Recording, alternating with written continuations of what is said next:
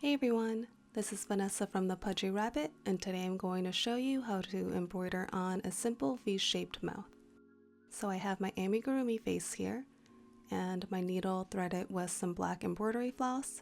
You can also use a yarn needle threaded with some black yarn, and I'm going to start by bringing up my needle through the back of my amigurumi's face where I want the top of my mouth to start.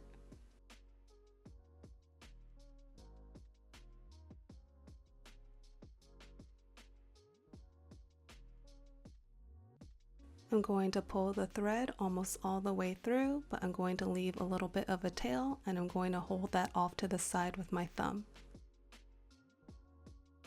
Then I'm going to insert my needle back into the face below the first point where I want the center of my mouth to be, forming a diagonal line. Pull the thread all the way through, and there's the first half of our mouth. Then I'm going to bring my needle back up through the face where I want the second half of the mouth to start, making sure it's lined up with the top of the first half. Pull the thread all the way through, and then I'm going to insert the needle back into that same center point.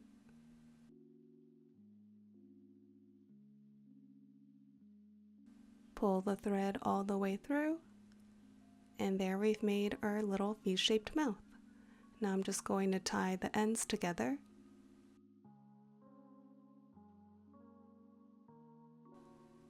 And that's how you embroider on a simple V-shaped mouth for your amigurumi.